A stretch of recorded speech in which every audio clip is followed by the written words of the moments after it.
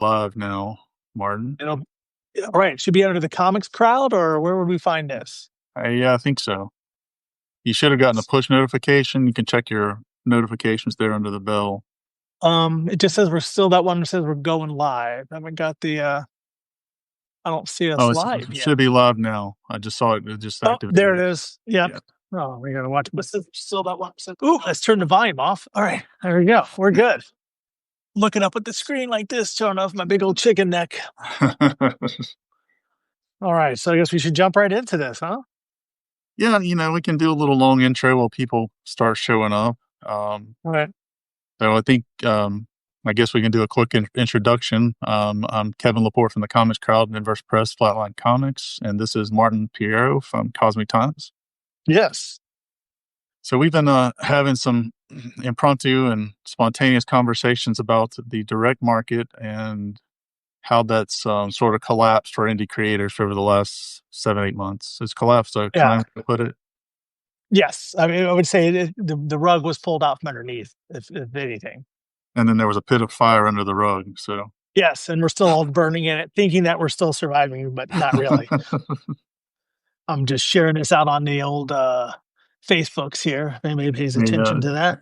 T.S. Luther says, howdy TS. Good to see you. Oh, Thanks for T.S. joining us. Luther. I was just talking to him. I have an email. I have to respond to him. Oh, yes. Good. Do you know T.S. Luther? I do not. He's a good guy. I know him from TikTok. I know that's not your world, but one day, Martin. One day. One day we'll get you there. Oh. Well, when your daughter's a little older and she's on TikTok, then you'll. So, all right. So we were going to talk about the important stuff of the day, that Taylor Swift is engaged. That's big news, I hear. Yeah. Still a football player. So yes, I don't know. And I don't know what his name is. My son's like, you don't know his name? I'm like, I don't know his name. Yeah. Travis Kelce, that's his name. He plays for the Chiefs. You are correct. That is, yes. How do you say it? That's what my son keeps telling me. Yeah. I'm a football guy, so. Okay. I'm a Taylor Swift guy. So no. Yeah, I see Alex just posted about football on Facebook, so I know he's a football guy. Yes, sir. Dolphins guy. He was. He's lost his faith in the Dolphins. He said they keep trading everybody who's worthwhile, like within a year. So how can he care for anybody on the team? Yeah, true. No continuity. Sandy Corn. So, I guess we can start by just kind of an overview of what's happened. I mean, obviously, Diamond Comics Distributors went into bankruptcy. We're talking January, right? That's when we did our first one of these, when that happened. Yeah. Yeah, and it's just kind of steamrolled downhill, snowball right into hell ever since. I would say definitely so. The industry, I guess, or the market the direct market righted itself to a certain degree with Lunar, who was already in effect before the Diamond bankruptcy. And I talked to two different retailers today in preparation for this, and both of them seem to think, well, Lunar's the new Diamond. That is the new go-to for independent or for comics in general, and independent comics. But there's always that looming threat, the rumors of Universal coming down from Canada and snatching DC away from Lunar, and then the whole process will start all over again. Yeah, and it seems that when it comes to this perception of Lunar as the new Diamond, quote unquote, new Diamond, it's like perception becomes reality because that's who they order from. From Lunar, you mean? From Lunar, yeah. But then I don't know. I wrote a Substack about a couple of weeks ago about the situation with the digital catalogs, and I brought that up with both of my retailer connections, and they both agreed it's a nightmare to scroll through all that, and there's very little chance of discoverability from fans, because most fans don't even know these digital catalogs exist, let alone to go look them up and scroll through them all. So unlike the old Diamond print catalog, they don't get a copy of that to browse through. And I learned today that they still get a free DC catalog, a free Marvel catalog, and IDW. Image took theirs away, but they're bringing it back. Image and Dynamite are going to have individual catalogs, but they charge the retailer for them. And the retailers are like, "Ooh, maybe not. We're not going to spend the money to order those." No. Yeah. where did Diamond land in terms of distribution or What do you mean Dynamite? as far Dynamite? They are at last month was their first month with Lunar. I think it was last month last month. Yeah. They're with Okay, Lunar so now. And as far as I know from a friend of mine who knows Nick at Dynamite, they wanted to go with Penguin Random House, but Penguin Random House told them they couldn't do as many variants as because I don't know if you know Dynamite. Every time they launch a book, they hit the whole alphabet for variants, sure, and sometimes sure. come back around again. The and obviously Nick wanted to keep doing that. That's their business model, and Penguin said no, so that's why they went with Lunar because Lunar will let them do their crazy amount of variants. Yeah, which is their base business model. Mm-hmm. Yeah. And so, you and I've talked about some of the other options that are out there. There's Filbo. We can do a whole half an hour on that. I did a lot of research on Filbo just before we Yeah. started. So actually, I have numbers here if you want to talk about them. Let's talk I about it. went, Put them out there. I went through all the catalogs that came out for this month, except for Filbo because they haven't released a catalog for this month yet. But Lunar's Next Phase catalog has 579 pages with 34 publishers. And if you count the 9 massive indies, that's 43 publishers. Penguins is 256 pages, of which about 118 is all American comics because they have manga. They cover 47 they cover 7 publishers. And then Previews is still around. They put out a catalog, digital catalog this month with 141 pages. Now, keep in mind, when I used to be in the catalog, I was on page 300 and something. They're down to 141 pages, and 42 publishers. Then Filbo, with their Philviews catalog, and this is still the August one, they haven't launched a new one, is 92 pages with 29 publishers. Now, they had 35 publishers the previous month, so they're actually losing publishers. But altogether, that's 1,068 pages and 118 publishers with approximately 2,000 titles just this month for retailers to sort through. And you think they're going to find your independent comic in there? Good luck I with mean, that. it's impenetrable. Yeah. It's absurd. Just the density of that, and I mean, you'd have to have a team of dedicated staff to go through that, identify what works for your customer base and what doesn't. Right. Or you can just order the typical superhero capes and image stuff and move on. Yeah, we know and that's the thing too. You go to these websites, say for uh Lunar, and they have the catalogs. They have a DC digital catalog, an Image digital catalog, and a Titan digital. Next month they'll have Dynamite. So why would a retailer actually even open the 579 page catalog when they can just get it from DC, Image, Titan, and Dynamite, which is what they're there for to begin with. And with Penguin, it's the same thing with Marvel, Boom, Dark Horse Distillery for some reason, and IDW. They're all separate catalogs. So again, why would a retailer ever go through the hassle of just trying to sort through all those catalogs? And I asked one of the retailers today about that, and he said he doesn't. But when something comes up on FOC, because they get the email like this is the week for all these books for final order cutoff, sorry, and that's when he might notice a title, a random indie title. But yeah, he's not looking for him, and he's the kind of guy that supports those kind of books. Yeah, but there's just so much now in terms of distraction, diversion, fluff, just shrapnel from the Yeah. fallout from this whole diamond thing to dig through because of the extra publishers. And as you pointed out to me before, if you're going to somewhere like Lunar as a small publisher, they're diverting you over a massive to sign basically a sub distribution contract with them. Which I don't necessarily hate that as an option. Like if you were a one title publisher just starting out, maybe that is a good option for you. But but they're looking for people who have fan base. It's looking for people who are already pre-existing. I can actually tell you they have actually the only one that really stood out to me was Antarctics with massive indies, but they're also in Filbo. So the but let's say Antarctic, I follow social media. Massive isn't really pushing these indie properties through their social media and their marketing campaign. They're pushing their own titles because Sure. Massive has 4 titles in the catalog this month. So if I'm, let's say, Antarctic Press, and I'm saying, hey, check out the Massive indie section of the catalog, even using the hyperlinks that take you right to the massive section, you still have to scroll through all of the massive comics to get to the Antarctic books. So in essence, Antarctic, while promoting themselves, are still promoting massive, and they paid for the right to do it. Wow. That's kind of like, I understand massive did lower the price for what it costs to distribute with them, because there is a fee to do it. And it's smart for massive because they have these other 9 publishers pointing people right to them, promoting their new Disavowed comic by Josh Blaylock or one of their other books, you know? So on top of the standard discount that an indie publisher would have to offer to stores through their distributor, they're paying an extra fee to massive. Right. Which initially was $200, but I heard they lowered it because they got lambasted for that. Per title? Yes.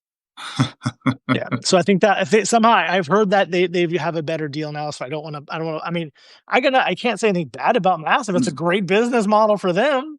They make a little extra scratch off Antarctic, and then Antarctic points everybody to Massive, and they move more units. And then maybe Antarctic might sell a book too. However they finagled that deal. Oh, wow. Yeah. And the thing is, yeah, I've spoke to Lunar twice, and nothing bad about Lunar. Initially they said they didn't have room in their warehouse for any more publishers. But if I sub-distribute with Massive, doesn't that add the same amount of books for the warehouse? That's the whole luggage on an airplane thing. But every time I reach out, they always say, we're working with Massive, go to Massive. So they're pushing any independent publisher that comes to them toward Massive. Yeah, that reduces their workload, their responsibility to the individual publisher, to the small publishers. Yeah. Yeah, it puts all the work, all the onus on Massive. But then how long before some of these smaller publishers don't deliver their books? Like there's a company, Altruist Comics, which has one title, Bullet Comics, or Bullet Comic, I don't know what it's, Bullet something, or Bullet Man, I don't know. They have how long before if they don't deliver to ship their book in time before that starts hurting Massive in the long run? Well, how can they even afford to when you're offering these deep discounts to the distributor, then paying fees on top of that to your sub distributor? And if your print run is low, your per unit cost, you're not getting discounts from the printer for economy of scale. Or you print an insane amount and you end up with boxes of comics in your house. Yeah. Your garage is going to get full like mine really fast. Exactly. Wow. So yeah, I don't want to be all gloom and doom, but it's kind of how it breaks down. Well, it's not doom and gloom. It's like the new reality. And there's more people, like I every now and then, or not every now and then, very, very often I'll see a press release, new independent comic publisher starts up. It's, I don't want to sound like, oh, I'm jealous because now the market's getting very crowded. It's like there's a new company that started. I didn't even know they were distributed by Penguin until just recently, but Ignition Press. They're a brand new company. Philip Savick, is that his name? He used to be with Top Cow and then Boom. He's behind it. So it has a bit of a pedigree to it. And they're pushing out like 3 titles a month into this already, I don't want to say crowded, but already kind of jumbled marketplace. Yeah, and that's a situation based on established network, and not, some awesome new title that popped up that got a lot of attention. So, yeah, so it's hard for self-publishers, indie creators, however you want to term it, to get that attention, to get those sorts of deals, unless you've got those connections ahead of time. Right. It was hard enough to try to get it through to Diamond. I know it took you years to get there. Mm-hmm. And I have 3 rejection letters from Diamond. But again, it goes to, everybody, when I first got into business, that the brass ring was getting into Diamond. But everybody who wasn't in Diamond had nothing but horrible things to say about Diamond. That, they're gatekeepers. Gatekeeping sometimes has to exist to keep control the size of the market. But everybody was rooting for Diamond to go away. Oh, they have a monopoly. They need to be destroyed. It's happened. It isn't a good situation. Yep. Not that, again, should there be a monopoly? No. One thing one of the retailers I spoke to today said, we talked about, should there be an aggregate website, like a third-party company that retailers can go to, and it pulls all 4 catalogs together onto one site, and then when they order, it just sends the order to the proper distributor, distributor. I mean, is that a solution to help retailers find these books? I don't know. Because It's then it still just, going to be like I said, 118 publishers all in one place. Yeah. you're still going to have that massive glut of data to dig through, Right. and they're still going to go to the tried and true sellers. I mean, that, and who can blame them? They're trying to keep their doors open, their lights on, just like we are. Oh, back last time I did a big push in the direct market, and I haven't done it, I probably should, would call retailers and say, hey, we have a book in the catalog page, which was a lot easier to do. Go to page 18, diamond order code JUL 0577732, whatever it was. The and these retailers I would speak to, a good close to half of them, we only order Marvel and DC and a few indies, and by indies they meant Dark Horse and Image. Yeah, There was what was called, we were in the back half of the catalog, and there was, I would say, easily 40% of retailers never even opened the back half of the well, catalog sure, sure. because their customer base isn't coming in and asking for, you know, Killer Clowns or King Arthur and Apocalyptic Future. They're looking for Spider-Man, Batman, and Walking Dead. Yeah, this pop culture context that they have at all points, Mhm. and you know, And the marketing arm of those companies. I was talking, I think I put it on Facebook or Substack, in going through the Dark Horse catalog, and I consider myself pretty plugged into the industry. There were about 90% of the titles I didn't know what they were. That's how, and so Dark Horse isn't able even to reach me, somebody who's always on the computer and always plugged into comics, to let me know that they have these titles in their catalog. and that's a company now owned by a huge conglomerate. Yeah. They have the marketing dollars. Mhm. And Yeah, I'm sure they market, but I mean, I see the Mike Mignola stuff and the Star Wars stuff all the time being sure. marketed, but the third tier probably creator-owned stuff, what's Yeah, it to them, you know? it's not getting out there. Yeah, so And if they're not getting it out there, to people like us on minuscule budgets and uh, just limited resources, it's going to be even harder. oh, 100%, 100%. So I don't see a clear solution. I have business models and things in place to try to make money, but as far as trying to reach that audience that I want to reach, that any publisher wants to reach in the direct market, it's a challenge. Yeah. I mean, what More is so there? than it ever had been. Yeah. Yeah. Is it realistic in the current environment? You've got as much experience with this as anybody at our level. Is it realistic to do outreach to the direct market ourselves via email? You mentioned phone calls. You Is mean there anything? not being distributed, just like self-distribute? Yeah, just reaching out to try to establish some sort of relationship to get books in stores. Is that realistic? Not without being in the catalog, because you Yeah, need that scale. Because if I were to reach out to, say, 100 stores and 20 of them want to order 3 copies of my book, hey, that's great. That's amazing. I have to ship to 20 different stores. Without that distribution hub to eat the shipping cost, right. because like I just shipped a bunch of trades to Diamond. I'll talk about that later. Yeah, And it was one shipping cost, as opposed to, and it goes to how many ever stores, 20, 30 stores, as opposed to me having to ship individually to those stores. The time it would take to do it, the manpower, the supplies, your packing materials and all that, versus having my printer send it to a distributor. That's the best course of action. If you want to be in the direct market, which is a goal for me, I know it's not for all creators, doing it door to door it just isn't feasible. yeah, and I mean the time you're investing in the outreach is going to eat into the time that you would normally spend like making content or Mhm. making comics that you actually need to sell. Because otherwise, you're effectively a door to door salesman, yelling into the void Yeah, and and not making comics. minus printing, packaging, and shipping cost, your margin would be so tiny if you even have one. Dealing with stores direct, you couldn't afford to pay somebody to do it. So yeah, it's that catch 22. You're a slave to your own business at that point. Yeah, or you're doing consignment, which is a no go, a non starter from the start these days. I No, mean, unless you're just sitting on stock that you can set on fire. the amount of consignment comics I lost, and we haven't done it in 5 or 6 years, but that just disappeared into the abyss because stores went out of business. Mhm. And that's a reality too. There's, it's not as reported as much as it used to be, but there's still stores just falling out of business every day out there. Yeah, yeah. It's not a healthy marketplace right now, and it's a very volatile marketplace for people making their own comics who wanna wade into those waters. Well, I mean, we say it's not a healthy marketplace, but from the retailers I speak to, these absolute DC books are killing it, and they are bringing people into their comic shops, but they're not looking for us.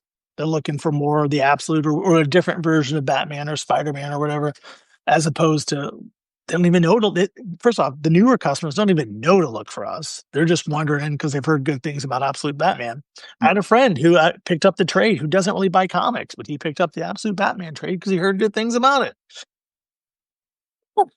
And then without a physical catalog in the store that somebody might pick up and thumb through and go, "Oh, this looks interesting because this is a crazy looking clown drawn by Amanda Rachels. I'll take a copy of that."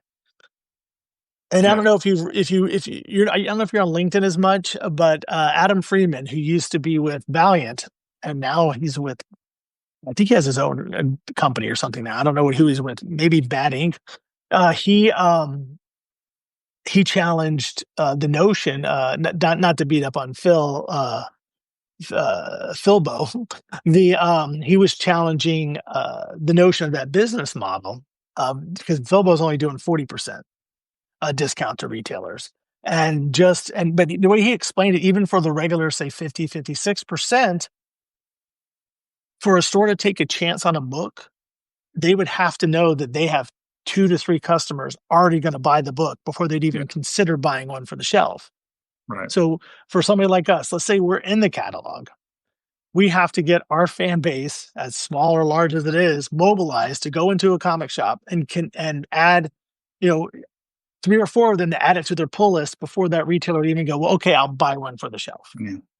because they would lose money otherwise, unless the Yeah, book I mean, sold, you know? it makes sense. It's kind of a perfect storm of adversity, trying to approach the direct marketplace for self-publishers right now because of to a certain extent, the demise of Diamond and the kind of, dissolution of distribution into this puddle of multiple entities that are putting out these huge catalogs that nobody wants to dig through or can't Right, dig through because they don't know they exist. right. I mean, my retailer had to send me the link to the Penguin one because it's actually kinda hard to find through the Penguin site. To get to the Penguin catalog just to take a look at it, and that's where I found out that they have these 5 other catalogs. The, and now Penguin does do a lot of manga too, and that's kind of where Diamond still has a small hold on the industry. They have a lot of distribution deals with manga, the new owners of Diamond. So, if your retailer's looking to get some fresh manga for their shelves, I mean, Diamond is one of the distributors that still has a large amount of it to order from. So that's probably what's keeping them in business at this point, or keeping their new owner wanting to keep them in business. Yeah. So all these decades when I wondered why the hell Diamond kept a print catalog going in the digital age, they actually knew what they were doing. Yeah, Yeah. It makes 100%. sense now. It makes sense now. Yeah. I mean, unless you're a buyer of digital comics, you would again, and even then, now the Diamond's previews is digital. It's not the easiest thing to find on their website. Of course, their website's a bit antiquated, and that's a whole topic too. Like, why did this company buy Diamond and has done nothing to move the company forward? It is in the same pattern. And I'll tell you, inside baseball here. I shipped these books to Diamond. And my contacted Diamond when I said, "Hey, the books are shipping a little late. Here's why, and I need to know where to send the invoice because I don't believe the woman I used to send invoices Mhm. to is still employed there."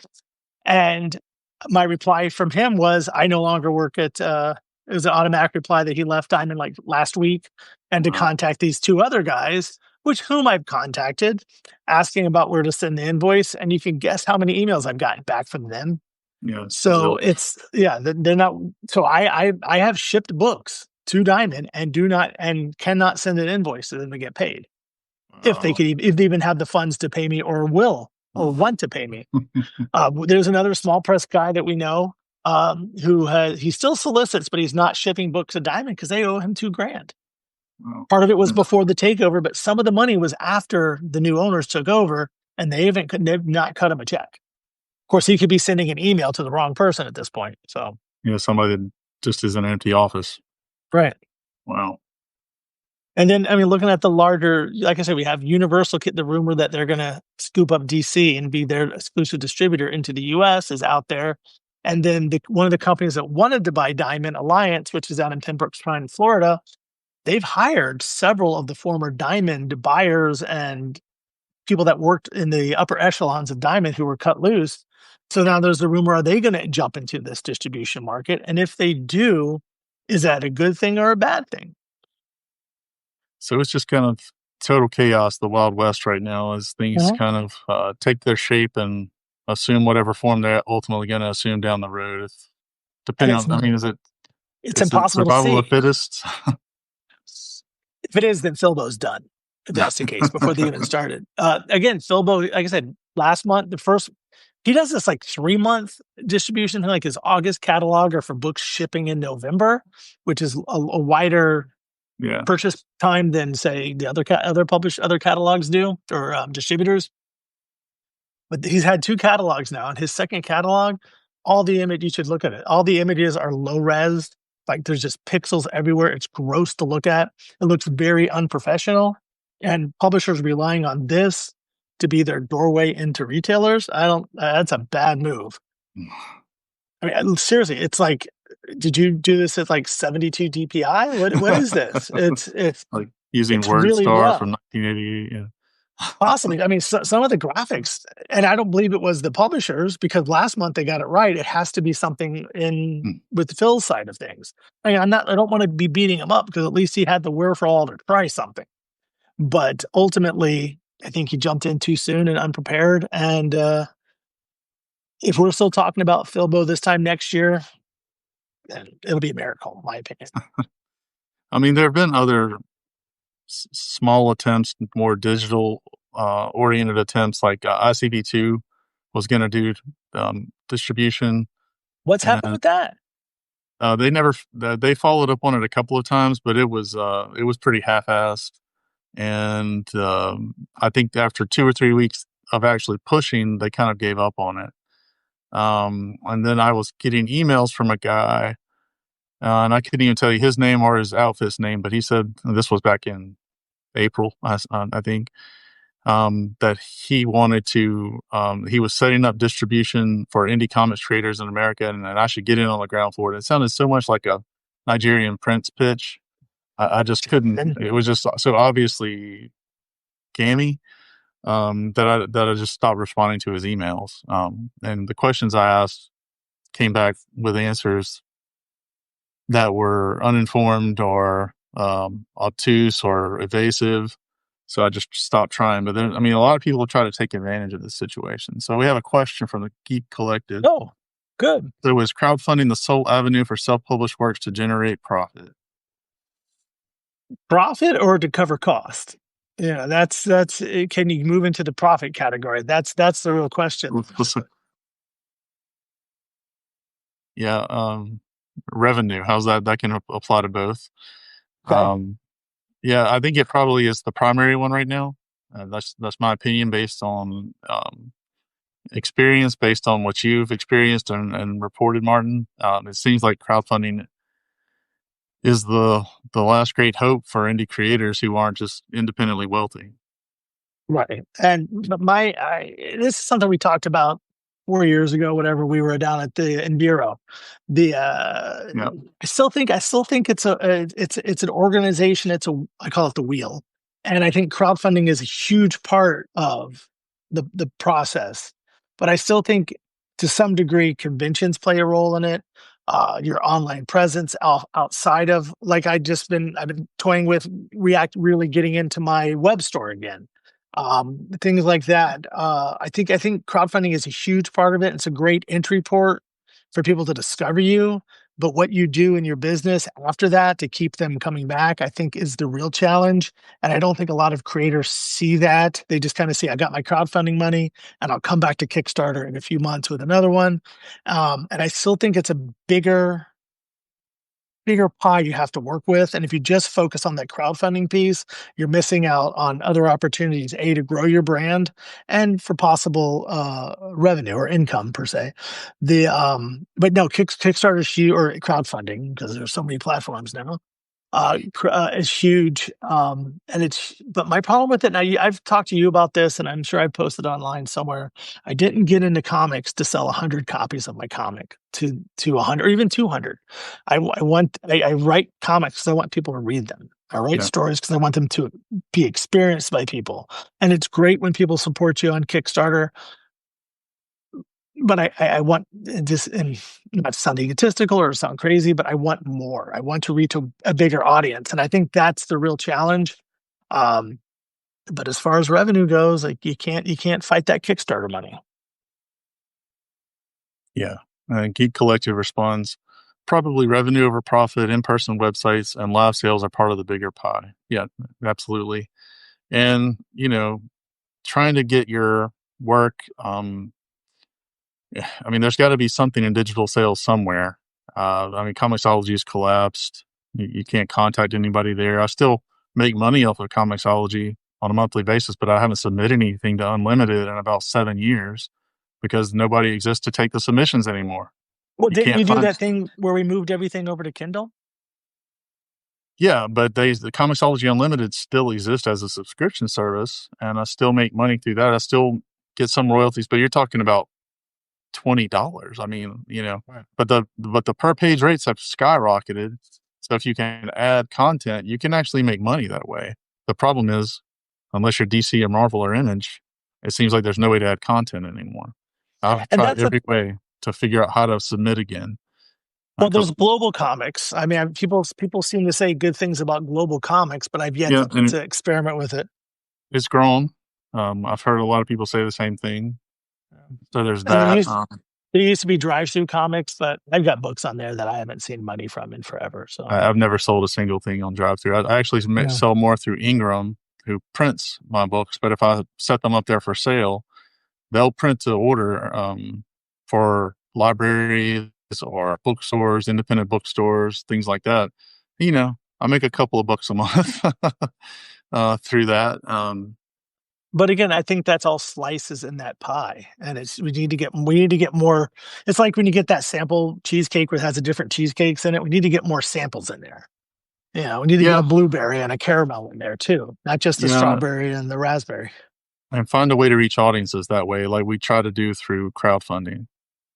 Right. Try to build audiences through Amazon, through Global Comics. I see Jonathan Hedrick posting his Global Comics numbers quite a bit to promote that he's there, that it's growing, things like that, and that might be something to consider as well. Yeah. I mean, but again, we are only so many people in our organization. And I think we're looking at the two Yeah, CEOs here. So, yeah. I just wrote So about that today. mm, we have to do so much work and wear so many different hats. Um, and I don't know. To me, there is no clear cut answer to the problem. It's something that we have to keep hacking away at until we strike gold. And once we strike gold, we need to let other people know how to do it too, or it'll go Yeah, away. yeah. I mean, there's got to be something other than just the crowdfunding side to generate enough money to make your books. Because right now, Right. the only way to generate money to make books is through Kickstarter. At least in my experience, Sure. financially, that's where the bulk of the capital comes from to actually pay artists, to pay for printing, to pay colorists, to cover the cost on a monthly basis that it takes to keep this going. Yeah. Oh, So, but that covers the cost of what we pay other people. When are we going to get paid, Kevin? um, I don't know. I've been doing it for 15 years. I haven't gotten paid yet. So Right. I've Right. gotten the gratification of realizing my art. How's that? There you go. Telling the stories to the world. Again, that's what we do this for, in my opinion. If your sole goal, I've said this in panels for the last 16 years. That's how I met David saying this in the panel. If your goal is to get rich, you're in the wrong business. Mhm. But I mean, not to say you can't get rich in this business, you can't do well in this business, but if that's your sole goal, it's never going to happen because you have to do this for the love of it. Because when the bad times come, man, if you're not loving what you're doing, there's no way you're going to push through it. And lightning only strikes for a very few people in this business, it doesn't always have to do with the quality of the work. Oh no, no. Yeah. But again, So, but we're in a business that has shrunk considerably since you and I started this, yeah, and it seems the business has shrunk, but people getting into it has grown. yeah, Like if you remember when we were at Heroes Con back in 2010 or whatever it was, we first met. yep, It was you, me, the Big Dog Ink guy, and maybe like three or four other independent publishers set up there. I was just there this past Heroes Con, and the entire back wall. That's all it was small press publishers. And it's like there's so many now because the point of entry is so low. yeah, Uh, it's hard. It's harder and harder to stand out amongst this crowd of noise. And that's the same thing with distribution, these catalogs. If you scroll through them long enough, a lot of these covers start looking alike. There's like, you see the World of Oz a lot in these yeah, comics. You see yeah. Alice's journey a lot in these comics. Now you're seeing Steamboat Willie and Winnie the Pooh a lot in these comics. Um, which I question about creative bankruptcy there. The So it's harder to it's like again when we first met Tom Hutchinson with Big Dog Inc. He was doing that Wizard of Oz in the Wild West, and that was new and unique. Now you can get Wizard of Oz doing whatever now because so many people have aped off that. Not that he had the original idea, but have aped off the idea of dipping into Oz. I just pre-ordered Pecos Bill in Oz because that sounded fun to me.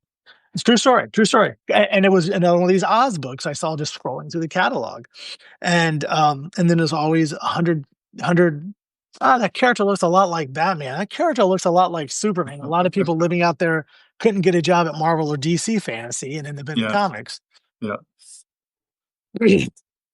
But Well, I digress.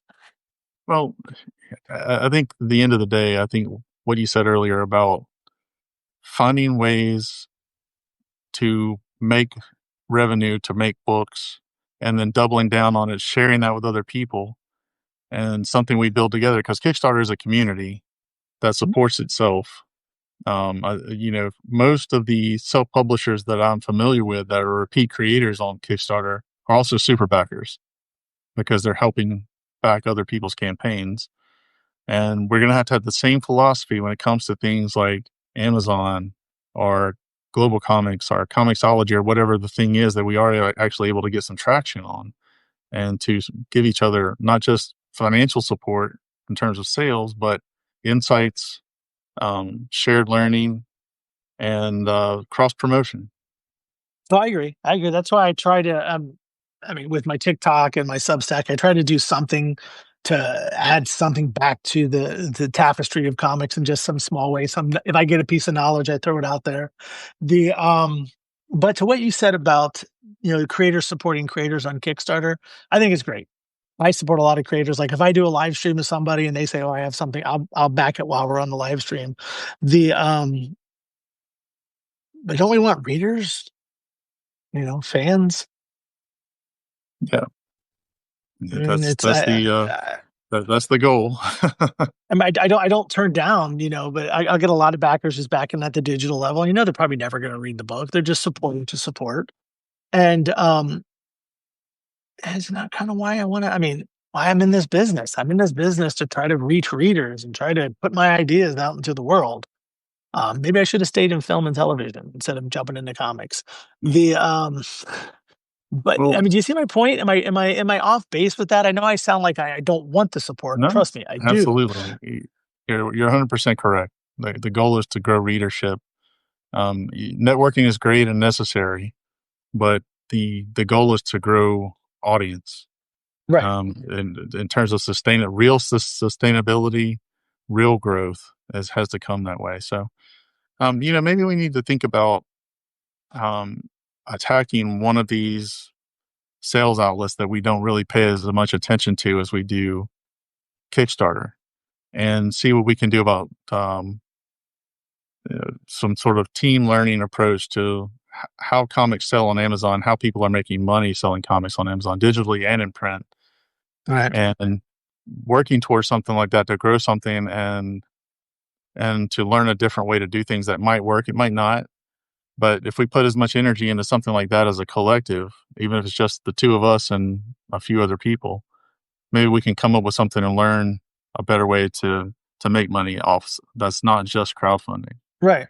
And to reach a bigger audience. That's again why I still beat the direct market drum. It's not, and I lose money. I mean, I've this from blood. I'm losing money for every book I ship because I couldn't get my print costs low enough with such a low order. The so I'm losing like 30 cents with every book I'm shipping out for this order. But and I'll tell you, the last order for From Blood was 24 units, 24 units out of 2,000 comic shops. And I know stores like Midtown Comics just order one of everything. Right. So a lot of it's stores like that. But I may not get to, like, there could be a store in, say, California. Golden Apple might have ordered a copy just to put on their shelves, or maybe a Right. customer wanted it or whatever. And I'll probably never do a convention out in California, at least not in the immediate future. So that's my chance to reach one more customer in California, one more person to pick up the book and go, this looks interesting, I'll buy it. Then hit our social media and then maybe then support our next Kickstarter. But so to me, that it's worth the effort to get into comic stores. I just wish there was a little more a little more revenue from getting into comic Yeah. stores, at least Yeah. like Kickstarter pays for itself. Direct market, especially recently, is not paying for itself. Right. Yeah. But And that's that's where it what I goes mean. to the pie. If you can have all these pieces working together, like, oh, I made a little extra on Kickstarter so I can make a little less in the retail, and I did so and so at convention. So if I can make those numbers all balance at the end of the year, then I'm doing good. Yeah. Okay. Well, let's give that some thought. Think of mm, a different avenue that we can attack and kind of make the Sure. focus of some of these discussions that when we go live and give updates and things like that. I think that will be an interesting experiment and maybe yield some results. What is it we got here? We're planning crowdfunding to pay for printing our person online, and then making a venture sending to the direct market. Okay, I was like sending a DM. What on the direct market? Um, I mean, everybody I talk to is always like, well, and then we're going to get into comic stores. I'm like, got a plan for that? That's the thing. That getting into the direct market, it's a challenge. I tell the story.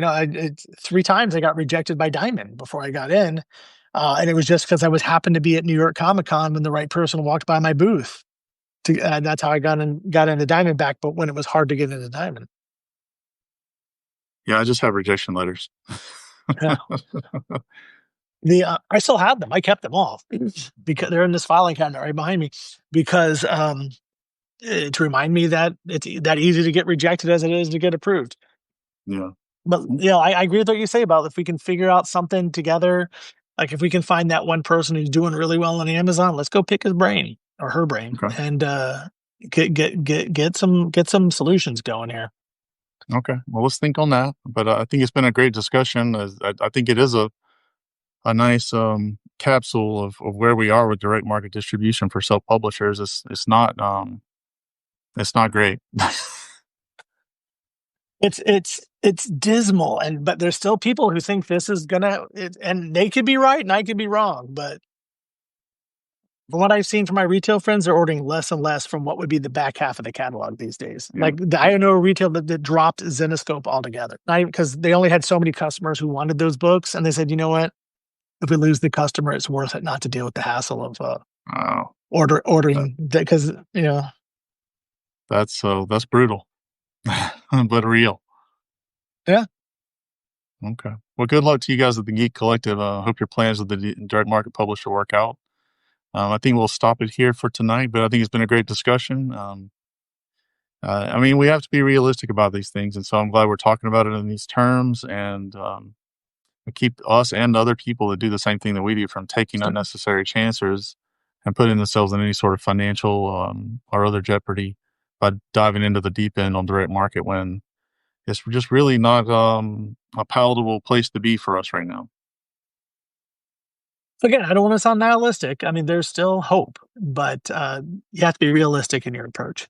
Yeah. So, well, thanks everybody. We had about 14, 15 people here at a time tonight. So that's a really nice crowd for us for this discussion. And we'll post copies of the videos and clips from the video from the live feed over the next few days. So thanks a And this is lot. this And is going to go right onto your Substack, right?